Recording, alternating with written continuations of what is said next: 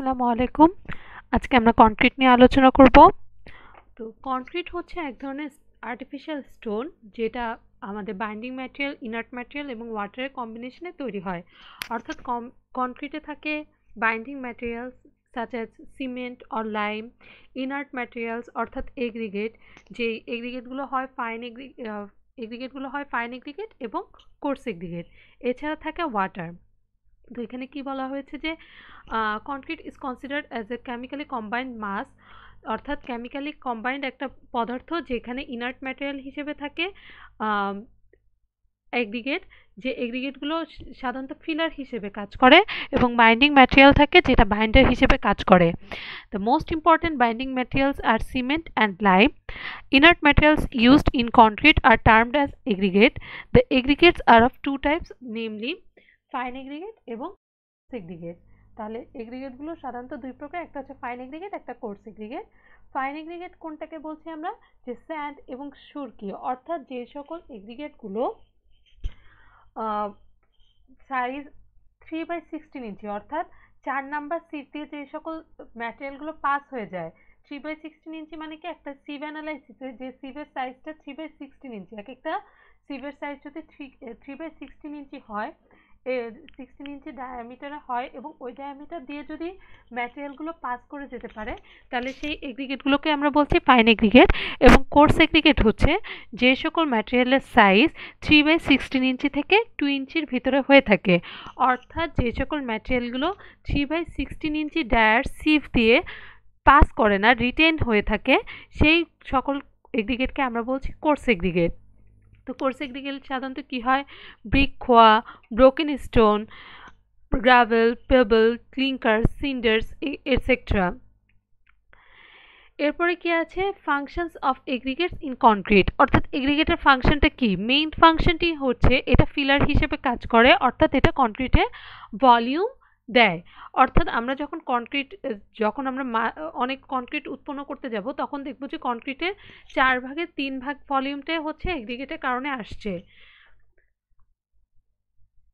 এবং এর চারপাশে হচ্ছে বাইন্ডিং ম্যাটেরিয়াল, অর্থাৎ সিমেন্টের চারপাশ দিয়ে লেগেই একটা থিন ফিল্ম তৈরি করে এই এগ্রিগেটগুলোকে একটার সাথে আরেকটাকে জোড়া লাগতে সাহায্য করে, এবং এর ফলে কি হয়, কনক্রিটটা অনেক স্ট্রং হয়।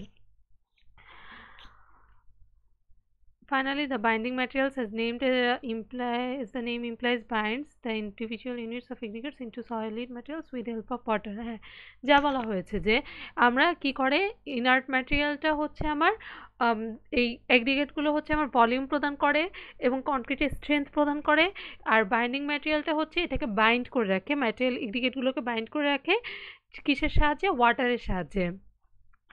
কোয়ালিটিস অফ এগ্রিগেট, যেহেতু আমার 4/3 হচ্ছে ভলিউমটাই হচ্ছে এগ্রিগেট দিয়ে পূরণ হচ্ছে, তো আমরা এখানে বলতে পারি যে আমাদের কনক্রিটের যে স্ট্রেংথটা, এটা অনেকাংশে এগ্রিগেটের উপর নির্ভর করে। তো শুধুমাত্র স্ট্রেংথই না, এটা এই এগ্রিগেটের কোয়ালিটিটা আমাদের কনক্রিটের ডিউরেবিলিটি এবং স্ট্রাকচারাল পারফরমেন্সের উপরে ইফেক্ট আনে।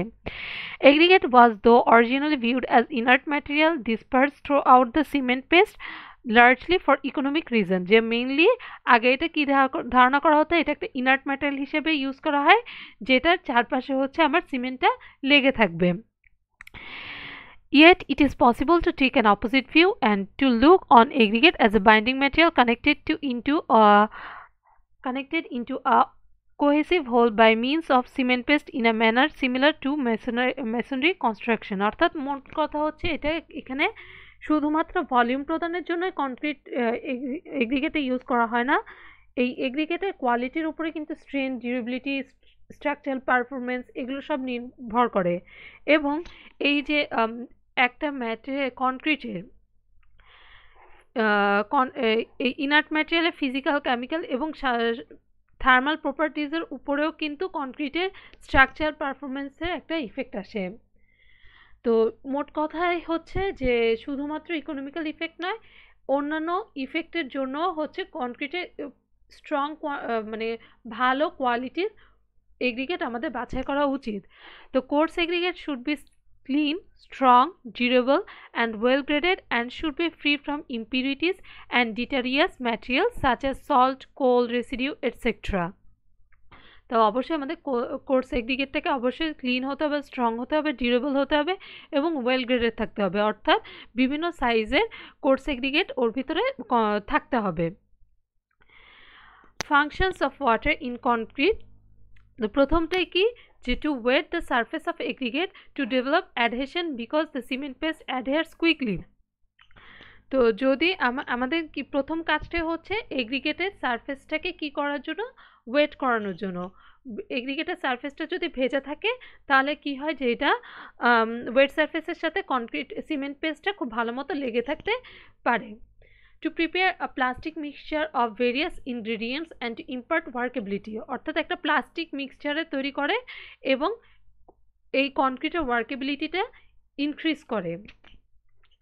Water is also needed for hydration of cementing materials, অর্থাৎ সিমেন্টিং ম্যাটেরিয়ালসে হাইড্রেশন, অর্থাৎ হাইড্রেশন হওয়ার জন্য আমাদের ওয়াটারের প্রয়োজন হয় to set and harden during the period of curing, অর্থাৎ কিউরিংয়ের সময় আমাদের ওয়াটারটা দরকার হচ্ছে, শুধুমাত্র কনক্রিট প্রডিউসিংয়ের সময় না, আমরা যখন কনক্রিটের ম্যাটেরিয়ালগুলোকে কিউরিং করছি তখনও কিন্তু আমাদের ওয়াটারের দরকার হয়। কিউরিং করার কারণে কি হয় যে কনক্রিটটা খুব ভালো মতো সেট হয় এবং কনক্রিটটা খুব ভালো হার্ড হয়।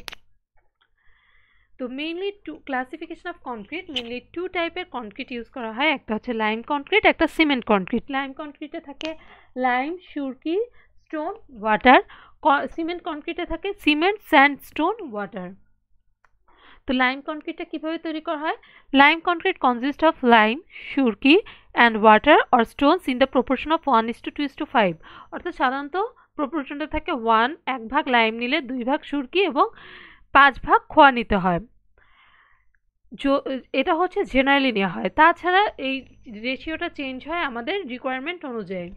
তো প্রথমে কি করতে হয়, খোয়া বা স্টোন যেগুলোকে আছে সেগুলোকে আমরা ভালো মতো পানিতে সোক করে রাখবো, যাতে এই যখন আমরা এই পেস্টটা করব যাতে ওই পেস্ট থেকে আমরা যে পরিমাণ পানি ধরলাম যে আমরা 1 ব্যাগ লাইমের জন্য